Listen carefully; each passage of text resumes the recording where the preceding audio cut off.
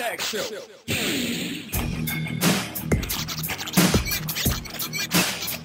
Tag show. That's gonna leave a mark, Taylor.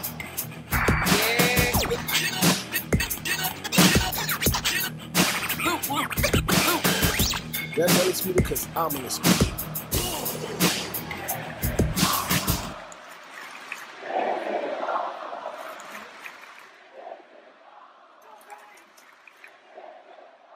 You ready for the takedown? Mm-hmm. The first topic at hand. Did you watch AEW this week? No. And on that note, I'll take this one. The Texas Tornado, it was flames this past week. They kicked off the show with... No, they didn't kick off the show, sorry. They closed out the show with the Young Bucks versus Proud and Powerful. Okay. And that match was amazing in terms of they took out the Inner Circle early, so it could be 2-on-2, table shot, like table... It's just hard to explain. Table moments, the chairs. They brought out the Dallas Cowboy helmet. Like that tag I saw team. that part when I think it was Santana when he spit. Yeah. Like those four have great chemistry in the ring. And just their telling of the story.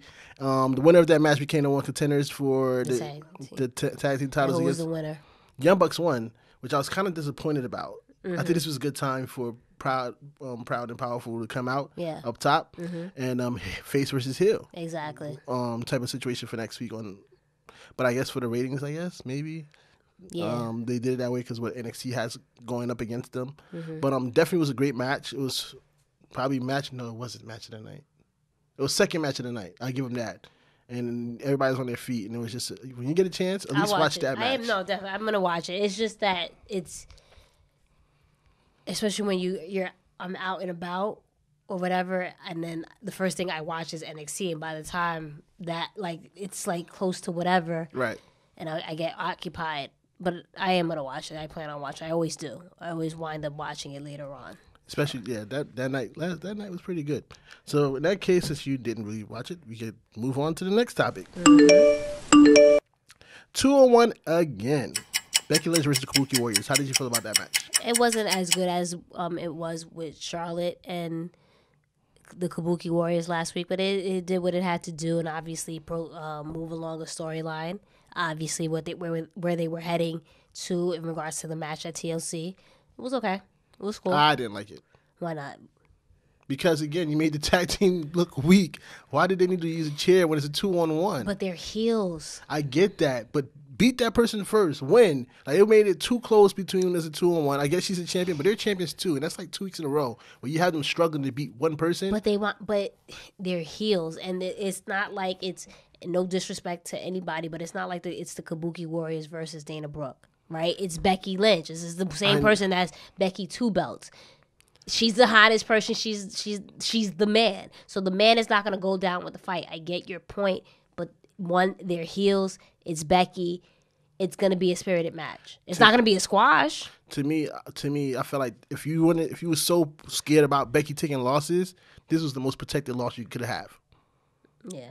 And you, instead of giving her the loss, again, you bailed her out. Well, yeah, she won by DQ. Listen, I understand your point, and I'm not necessarily arguing with it, but if that's the case, if you want to go to heel tactics, before the match started, let them jump her. The match don't even start. But why do they need to jump her? Because they feel that she's a threat. The reason why you jump someone, if you're a heel, you feel like someone's a threat. It's the same. It's essentially the same thing. I guess I'm just over the whole protecting Becky. But because if that's the case, they shouldn't do that with Charlotte. And I get it. Well, they do protect Charlotte. You know what I'm saying? In terms of how the match went, they should have did that with Charlotte if that was the case. Well, ultimately, listen, my whole point is, and I agree, and I'm not saying you're wrong on how you feel, but I have to also look at the grand scheme of things. Becky is the face of at least the women's division, right? You can say the company as well, the hottest thing. It might have died down a little bit, but that's the situation. The only reason why I can see it and kind of be okay with it is the sense of that they're heels, and they're a lot of the motives of a heel is to cheat and do all these different things, or if they're not getting the result they want, they're gonna beat you up or do whatever. Which I don't understand why it's a DQ, because when you think about it, it's a handicap match. So that doesn't make sense. Because they used to cheer. But what I'm saying is it's a handicap match anyway. So it's like, it's kind of like how, I don't know. But that's the only thing. But I also get it. I'm wondering where they're going with dang it! If you want to keep going, go with this, because at the end of the day, why do those two need to be tag team champions? And they could just face each other. They can find real teams to go against each other. Moving on to the next topic, 205. Stay live. Huh? You like that? I like that. Stay live. Did you watch that match? I did. I told you I watched NXT. That's the match of the night. That match was fire. Like, I'm not sure how I feel about the decision to give it to Angel Garza. So early, right? Yes, because Leo didn't really have a reign. He just had the title, and that was that. Right. He had it for like a month now. But he didn't really it was during Survivor Series. Yeah, it was just like he really didn't do much with it. Right. Or to really showcase that I'm a champion, this and that and the third. So that's the only thing. But besides that chef's kiss. Yeah, it was a really good match. Like when I was working on the notes, I was watching it because I watched it today. Mm-hmm.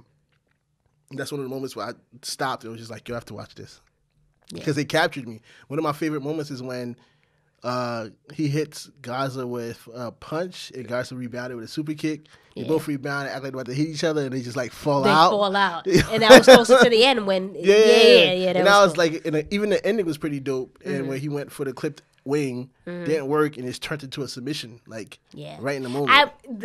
In regards to that submission, I was a little confused because I like the angling and everything. And I was like, okay, damn, that it just in a blink of an eye, and it was like and new cruiserweight champion. But like you said, that match was like classic NXT, just giving you like something fresh in you. Exactly, it was a very good match. Did you see when he proposed to his girl at the end? Yeah, maybe that's. Well, no, I can't say maybe that's the reason why they let him win, but yeah, it was pretty dope. Because apparently he didn't even tell nobody that he was gonna do that. He just did it on the fly. That's awesome. That's like not even people in the back knew anything. That's awesome. I'm surprised he didn't get in trouble. But it's Tripp. Yeah, Tripp is Tripp, like he gets it. he gets it. I think that's pretty dope. So shout out to him. He's the new cruiserweight champion. He has a new fiance. Get the bag. Get the women. Not the women, the woman. The woman? Right. Living life, right? There you go. Moving on to the next segment. Match made in heaven. So we had a triple threat match between Balor, Keith Lee, and Tommaso Ciampa for the number one contender match, and Finn Balor came out on top. How do you feel about that? I'm not disappointed. I do feel like, again, that shock factor of when Finn, shocked the world and came back to NXT. I feel like there's been like I don't know the word, but I feel like there's just definitely been like kind of like a slug. Yeah, like lackluster in the sense of him. Like it's cool when he comes out because it's Finn, but again, like I said, I think last week or the week prior to that, whenever we last recorded, I feel like Finn's run on NXT currently reminds me of his run on the main roster. It's just like very stagnant. Like We're gonna do something with Finn, we're not gonna do something with Finn. This is a good spot to put Finn in. So I like the win. I hope that it gives us something, because I didn't think the match with him and Riddle at Survivor Series. No, I'm sorry, War Games wasn't that good. Was it? I didn't think so, in my opinion. I don't know if you watched it. I didn't. It's pretty decent. I didn't actually watch War Games on the network, but live, I didn't. Like, go back. It's I didn't decent. think it was that good. It wasn't great. It was decent. Well, but that's what I'm saying. When you go on to NXT, that's just my expectation of you're gonna put on fire matches. Like it's very, very, very, very rare for you to be like, this match ain't it. And for me, I don't think that was. Can you actually really think of a takeover and be like, you know what, this match was trash, or just I'm not interested. That was the first time I was like, That was literally the first time I wasn't feeling a match. I gotta go back and watch it now that you say that. But I do think that it was smart not pushing Keith Lee yet, because he could go after the North American title. I agree. In terms of your thoughts about Finn Balor being stagnant, I think it's more so about Johnny Gargano's injury that kind of put a hiccup in his storyline because that's who he's supposed to feud with. So when that hiccup happened, it was kind of like, all right, now we gotta find. So give it. I think we should give it a little bit more time. I agree with that, and that's a great point that you make. I just feel like it seems like it's always something in Finn's career in WWE that holds him back from really having a hot feud. Because honestly, I can't really think, and maybe you can tell me to remind me, but I can't really think of a time where Finn had like a feud that especially on the main roster. Not on the main roster. That we were like, you know what I mean? So now it just seems like it's the same thing in NXT. His albums came in NXT. Yeah. So Kevin Owens, his match with Kevin Owens, exactly, Samoa Joe, and all that. Samoa Joe, and those moments was like great. But when he get to the main roster, after he won the Universal title and got hurt, it was just like, what do we do? It just seems like it's always something when it comes to Finn. So we'll go ahead and move over to the Inferno. Inferno? Wow. Say what? Inferno. I thought it was called Inferno. Okay, Inferno. Sorry. And we start the clock. Seth Rollins turns heel. Interesting that you chose this. Why did you choose this for Inferno? Because it was lackluster. Oh, okay. A lot of people were happy, like, yeah, this is the Finn we need. I'm not Finn, excuse me. The Rollins we need. And I agree, heel Rollins is better than face Rollins in the long run. But it was just one of those things where we saw it coming a mile away. Right. It was predictable. Would have been more predictable, unpredictable would have been if Kevin Owens was the one that was controlling AOP. Yeah, but, But they want to give Kevin Owens his face run right now. Exactly. But they could have also did somebody else. Like, give us a swerve. We saw that coming as it built. But I guess because the crowd turned on Rollins, so Rollins had to make the turn. But my own thing is that, so when the crowd turned on Rollins, it's okay for him to go heel. They could have tried this with Roman. They would have went a million miles as well. That's fine, but that's in the past. And Roman is, say what you want, he's over right now. So I'll take your word for it. I didn't watch SmackDown. I can't. But you have been watching SmackDown. He's been doing fine. He's been doing good. Away from them. Yeah, if he hasn't here, if I haven't heard any boos. If you do, it's very faintly. Right. So. But I get that. But it's just an observation, kind of similar to Cena in a sense, right? I feel like it's one of those things where if it works for Rollins, if it works with Kevin Owens with the face turn, the heel turn, with those kind of people, it won't hurt if Cena turned or. Well, no one's ever really turned on Kevin, but go ahead. No one's ever really actually. I know what well, yeah. Kevin's always. I'm talking about like in terms of just turns in general. Yeah. But in terms of your superstars. I understand what you're saying. But anyway. I get it. Are you excited for this turn? Yeah. It's new. Seth is natural when it comes to this role. I know it was predictable, but I think he did well. I like it wasn't like a oh shit factor for me. Right.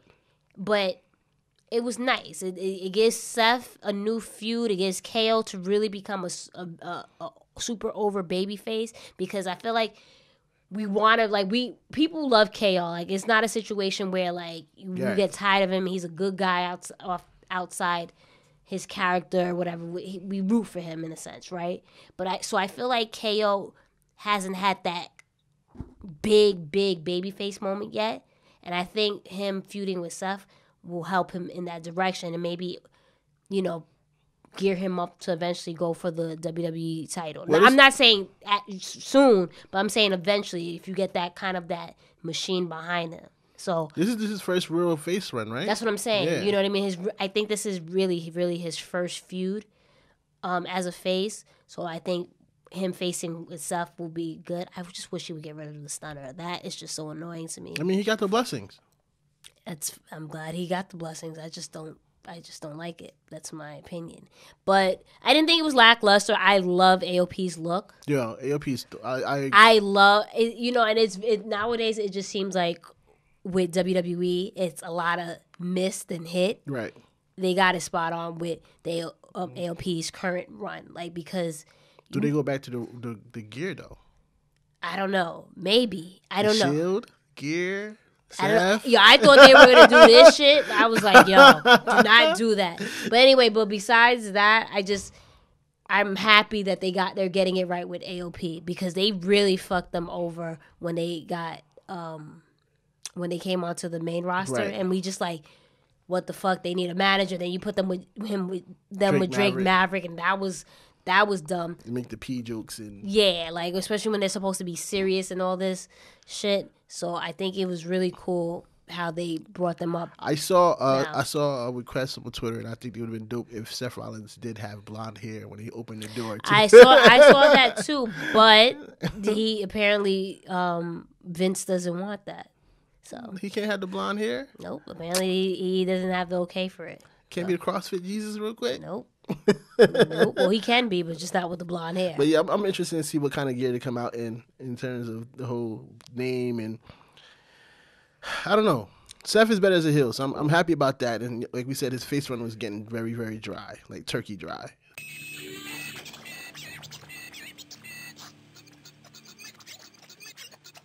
Tag show.